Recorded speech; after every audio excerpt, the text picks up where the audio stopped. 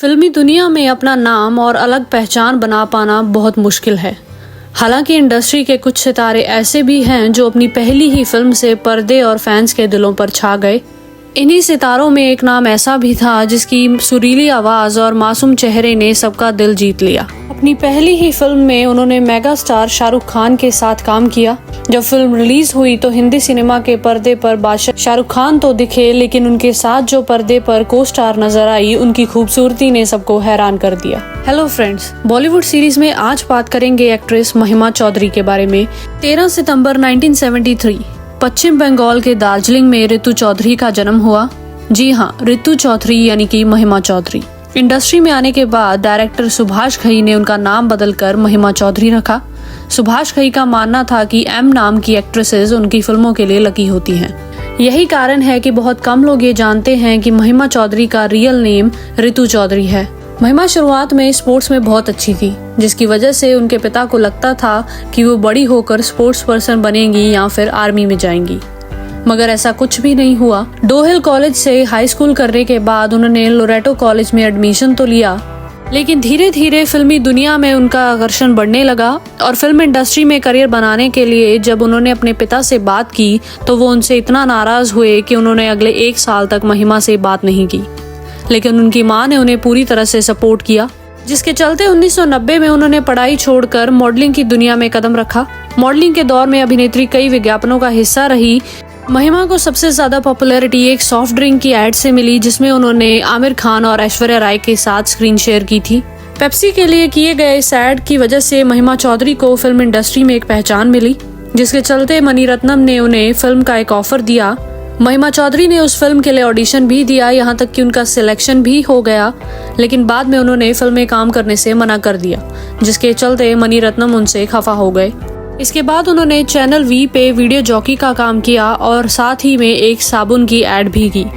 इस एड में उनके काम को देखकर सुभाष घई और विदु विनोद चोपड़ा ने उन्हें फिल्म की ऑफर दी। विदु विनोद चोपड़ा ने उनके ऑपोजिट बॉबी देओल को कास्ट किया। यहाँ तक कि महिमा ने उस फिल्म की ट्रेनिंग भी शुरू कर दी थी। वो अपने इंटरव्यूज में इस प्रोजेक्ट के बारे में बता भी रही थी, मगर शूटिंग शुरू होने से पहले ही उन्हें रिप्लेस कर दिया गया। महिमा चौधरी के लिए चौंका देने वाली बात ये थी कि इस बारे में उन्हें बताया भी नहीं गया, यहाँ तक कि सिर्फ मीडिया रिपोर्ट से उन्हें अपनी रिप्लेसमेंट के बारे में पता चला। वहीं दूसरी ओर डायरेक्टर सुभाष घई अपने वादे के पक्के रहे। उन्होंने महिमा से किया हुआ अपना वादा निभाया और उन्हें अपनी फिल्म परदेस के लिए साइन किया। इंटरेस्टिंग बात तो ये थी कि महिमा का सिलेक्शन 3000 लड़कियों के ऑडिशन के बाद हुआ था। यही कारण है कि महिमा चौधरी को सुभाष घई की खोज भी कहा जाता है।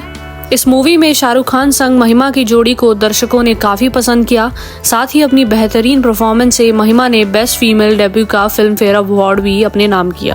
परदेस फिल्म की सफलता के बाद महिमा की झोली में कई बड़ी फिल्में आ गई। उन्होंने लज्जा, धड़कन, दिल क्या करे और बागवान जैसी कई हिट फिल्मों में काम किया। महिमा का नाम बॉलीवुड की टॉप एक्ट्रेसेस में शुमार होने लगा था। लगातार सफलता का स्वाद चख रही महिमा की जिंदगी में एक ऐसा मोड़ आया जिसने सब कुछ बदल दिया। बात फिल्म दिल क्या करे की शूटिंग के दौरान की है। शूट पर जाते वक्त महिमा की कार का एक्सीडेंट हो गया और उस दौरान डॉक्टर्स ने उनके चेहरे की सर्जरी की और उनके चेहरे से कांच के टुकड़े निकाले। उनका चेहरा बहुत ज्यादा बिगड़ गया था। यही वजह रही कि उन्होंने धीरे धीरे इंडस्ट्री से दूरी बना ली। लेकिन 20 साल बीत जाने के बावजूद इस हादसे के बारे में किसी को पता नहीं चला, क्योंकि महिमा चौधरी ने फिल्म के हीरो अजय देवगन और डायरेक्टर प्रकाश झा से इस बात का वादा लिया था कि वो इस बारे में किसी को नहीं बताएंगे।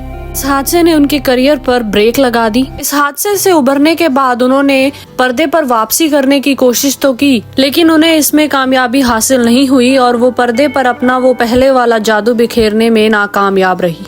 यही वजह थी कि इस अदाकारा ने इसके बाद पर्दे से दूरी बना ली। लेकिन साल 2020 वो एक ऐसा साल चढ़ा जो उनकी जिंदगी में एक और संकट लेकर आया। जब पूरी दुनिया कोविड से जूझ रही थी, तब महिमा चौधरी को पता चला कि उनके अंदर एक ऐसा रोग पल रहा था जो शायद उन्हें जीने भी नहीं देगा। यही वो वक्त था जब उन्हें पता चला कि वो कैंसर से सफर कर रही हैं। लेकिन उन्होंने हिम्मत नहीं हारी और कैंसर जैसी गंभीर बीमारी को भी मात दी। उनके करियर के साथ साथ अपनी निजी जिंदगी में भी वो इतनी खुशकिस्मत नहीं रही। जहां एक हादसे ने उनके पीक पर चल रहे करियर को रोक दिया, वहीं परदेस फिल्म की सफलता के बाद उनके जीवन में प्यार ने भी दस्तक दी।